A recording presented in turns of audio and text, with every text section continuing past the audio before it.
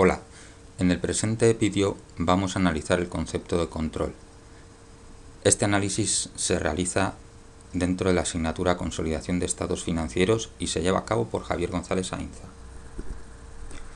¿Cuál es la definición de control? El control se define como el poder de dirigir las políticas financieras y de explotación de una entidad con la finalidad de obtener beneficios económicos de sus actividades. Hemos de tener en cuenta que se han de dar ambas partes de la propia definición. Por un lado, el poder para dirigir las políticas financieras y de explotación, y por otro, que se realice con la finalidad de obtener beneficios económicos de sus actividades. Si no hay ambas, no se podrá dar lugar a control. Como requisito necesario, también es cierto que es necesario tener la capacidad para dirigir ambos tipos de políticas, tanto la financiera como la de explotación. No es suficiente con el poder para dirigir uno de los dos tipos de políticas. Preguntémonos qué es lo que ocurre con una franquicia.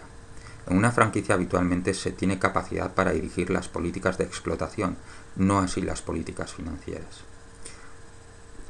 Atendiendo al concepto de control y de sus presunciones establecidos en el artículo 42 del Código de Comercio, así como en el Reglamento de Consolidación de Estados Financieros, se presumirá que existe control cuando una sociedad que denominaremos dominante se encuentra en relación con otra sociedad a la que denominaremos dependiente en alguna de las siguientes 4 situaciones: que se posea la mayoría de los derechos de voto, que tenga la facultad de nombrar o destituir a la mayoría de los miembros del órgano de administración, que pueda disponer, en virtud de acuerdos celebrados con terceros, de la mayoría de los derechos de voto, o bien que haya designado con sus votos a la mayoría de los miembros del órgano de administración que desempeñen su cargo en el momento en el que deban formularse las cuentas consolidadas y durante los 2 ejercicios inmediatamente anteriores.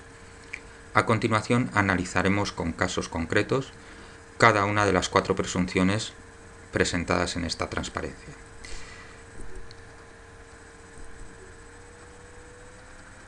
Imaginemos la adquisición por parte de una sociedad dominante del control de la dependiente vía la mayoría de los derechos de voto.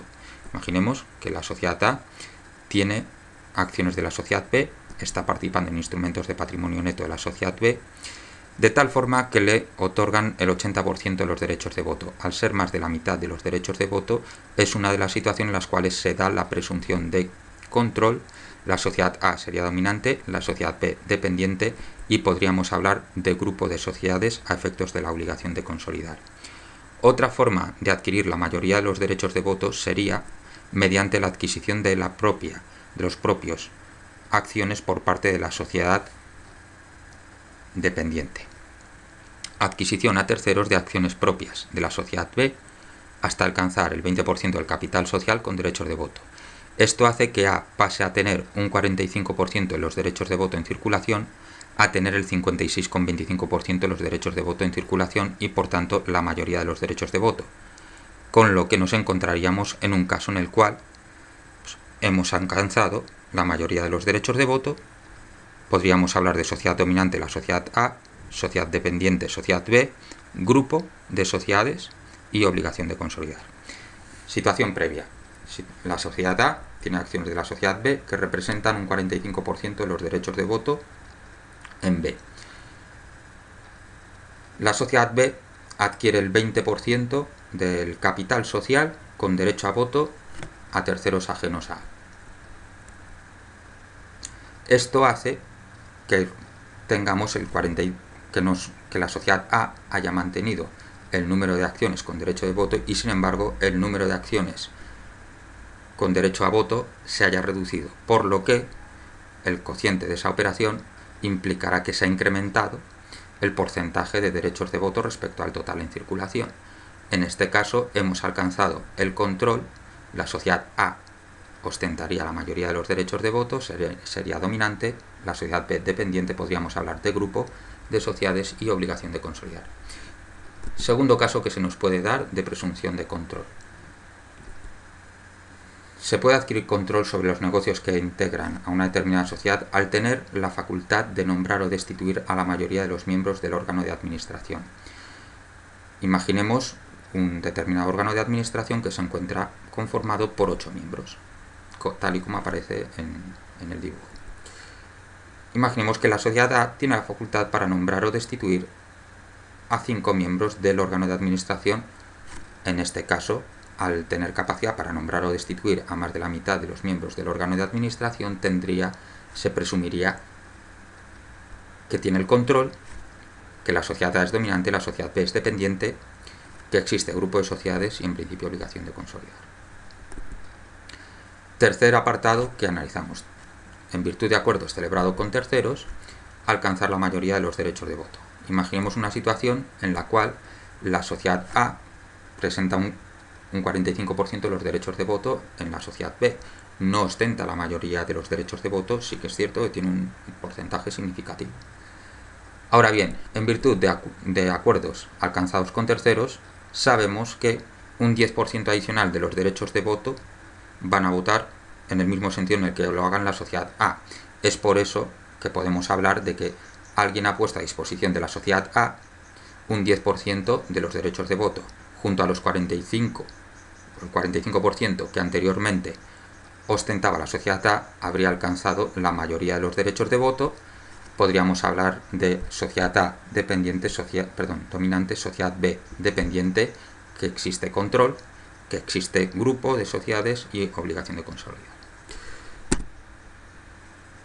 A efectos de analizar el último caso de los 4 de las presunciones de control, nos encontraríamos con que se hubiese designado con los votos a la mayoría de los miembros del órgano de administración de la sociedad que se considerará a partir de entonces dependiente, dado que se ostenta control. Imaginemos que el órgano de administración de una determinada sociedad B, consta de 8 miembros. La sociedad A no tiene la mayoría de los derechos de voto en la sociedad B, pero tampoco lo tienen terceros. Tampoco tiene la facultad para nombrar o destituir a la mayoría de los miembros del órgano de administración de B, ni la sociedad A, así como ninguno del resto de los accionistas.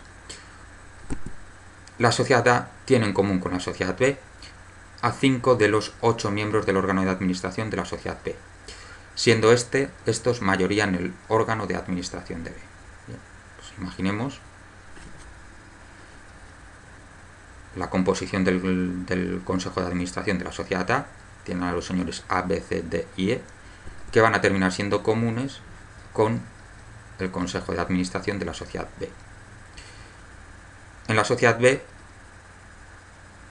la mayoría de los miembros del Consejo de Administración son comunes a la sociedad A. No ocurre así en la sociedad A. 5 de los 8 miembros son miembros del órgano de administración de B, que también lo son de A.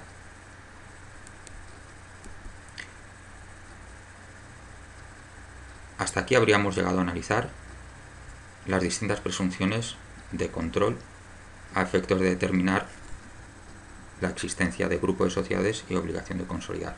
Muchas gracias por vuestra atención.